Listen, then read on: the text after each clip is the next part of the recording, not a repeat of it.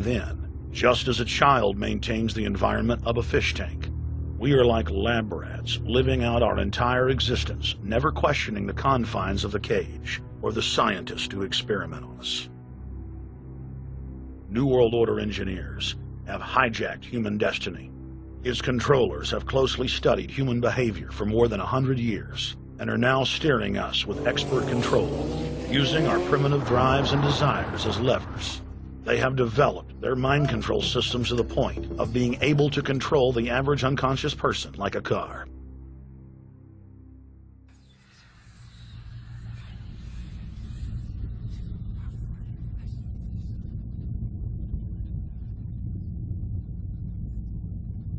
Eugenics dominated the 20th century. Its ruthless spirit has now metastasized into the fields of genetics, nanotech, and robotics. But that's not surprising. From their inception, all three disciplines have been dominated by eugenicists.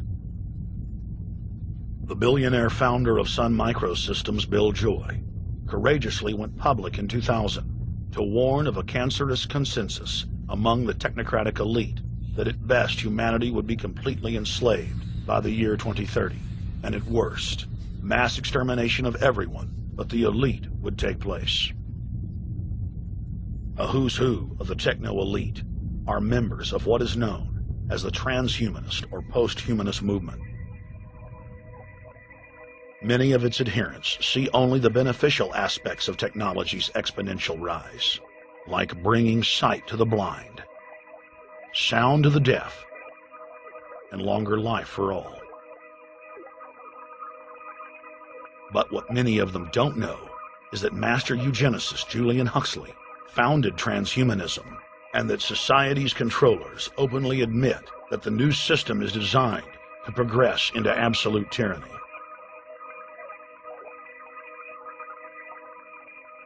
Leading transhumanist Ray Kurzweil boasts that technological advancements will allow those that can afford it to live forever, but admits that most won't be able to keep up with the new master race.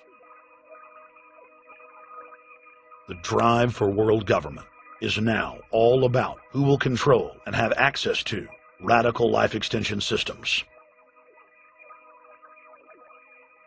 Biological evolution is too slow for the human species. Over the next few decades, it's going to be left in the dust. Transhumanists believe that they will attain the fountain of youth by merging with technology. Now, it may be within their reach. Decades ago, transhumanists said that if you did not accept augmentation or enhancements, you would no longer be able to get jobs. And now it's happening today. The elite who occupy the commanding heights of digital reality are suicidal nihilists. Suicidal nihilists know that there is no longer any substantive purpose to their willing, but they would always prefer to go on willing than not to act at all. They can very happily ally themselves with the notion of nuclear holocaust or perfect exterminism. Technology has become so powerful in its capacity for destruction that free humanity cannot afford to let psychopathic technocrats with delusions of grandeur repeat the mistakes of their forebears, because it is highly probable that this time they may destroy everything, including themselves in their mad rush for godhood.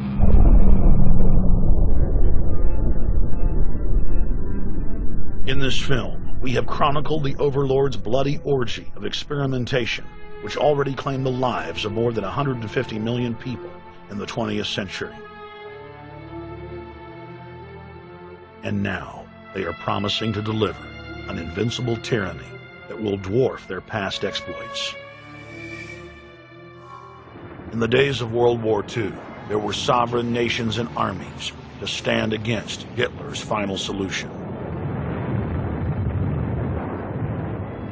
Once world government is in place, no one will be able to stop the New World Order's plans for global population reduction.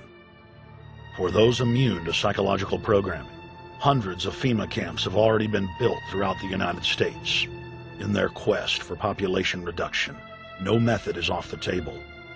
These dark builders intend to release a string of man-made bioweapons plagues, each one worse than the last, while at the same time expanding the police state to enforce an orderly extermination of the population, all in the name of fighting invisible terrorists.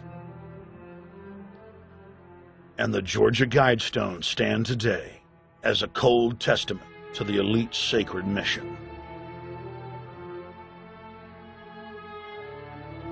To have a two-class system where the underclass are forced to live as slaves in tiny enclosed cities, while the elite enjoy the land of the earth, evolve into superhumans with the aid of advanced implantable technologies, live eternal lives, and travel throughout the cosmos.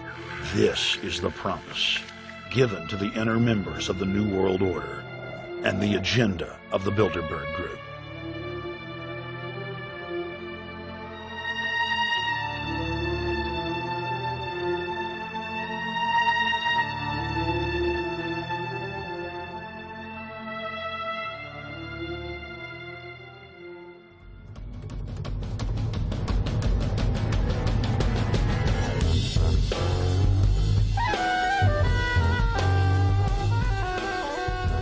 In 2007, Jim Tucker continued his 30-year quest to expose the globalist by traveling to Istanbul, Turkey, the site of Bilderberg, 2007.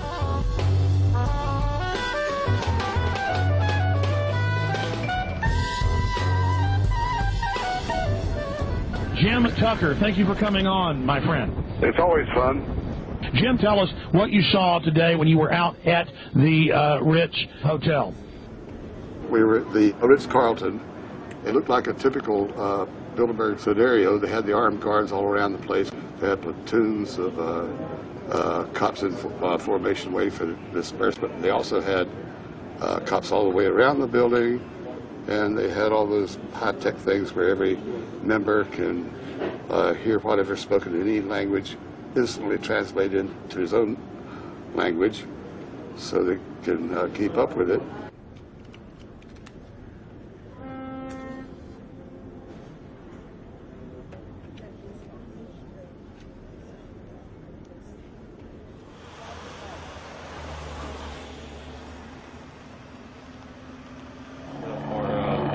Spotlight did, I'm doing the same thing for American Free Press.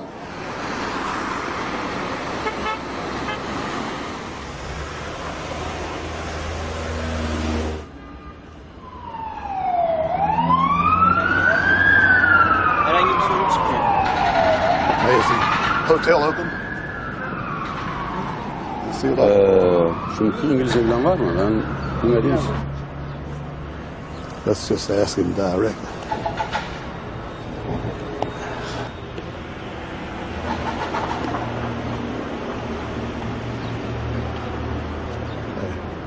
Is Bilderberg meeting here this weekend? You can look this way. We had my two personal cops following me today. I was not aware of it because my nose is always sticking to the camera and my jaws are always flapping. But the TV crew said those guys are going to follow you. And their car followed us out to the hotel. Then they identified the two cops in plain clothes, not business suits, but sport shirts and so forth. Yeah. That's the car that's been on our ass? Yeah. I want to photograph him. Yeah. You are, aren't you? Well, they're very likely Bilderberg boys.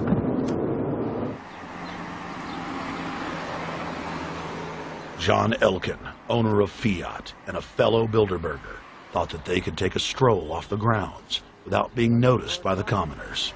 I was thinking about that.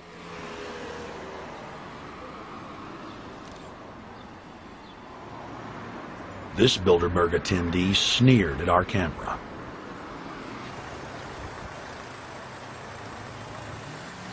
This carload of kingpins gave the media a murderous look and seemed shocked that they would dare point a camera in their direction.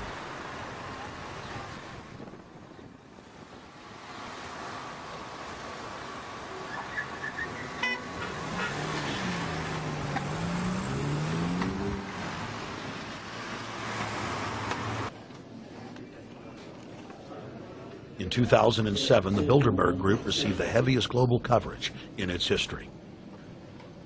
Jim Tucker witnessed press conferences attended by hundreds of members of the media and a new generation of info warriors, like reporter Paul Dornanu of Romania, are tracking the elite no matter where they hide. Expunem acest grup Bilderberg.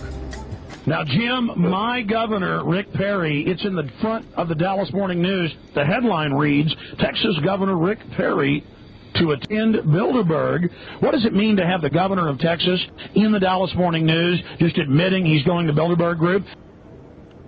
It means he's a potential president, even as the obscure governor of Arkansas, Bill Clinton, lost his virginity at the Bilderberg meeting in Baden-Baden, Germany in 1991, and he's elected president the following year. Now, if he goes nowhere in a run for the White House in the years ahead, they'll drop him like an old shoe. They do that often, but officially, Bilderberg considers Governor Rick Perry a potential president of the United States. Yes, it's a violation of the Logan Act, for which Bill Clinton's White House was fined $300,000, which means the taxpayers paid it. When Perry returned to Texas from Istanbul, we were determined to hold him accountable for his treasonous actions.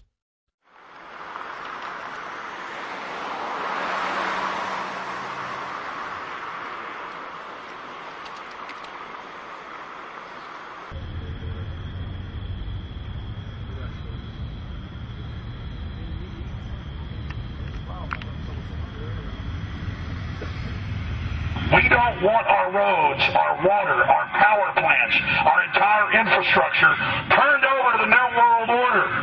And we tell you now the people are rising up and learning what you're doing, and they're angry. And they're tired of it. Stop enslaving us. Stop setting up tyranny. Stop going along with the New World Order plan if you've got any soul left, Rick Perry. The First Amendment still exists, Perry, and we're back here again tonight telling you we're not going to put up with it. Long live the Republic!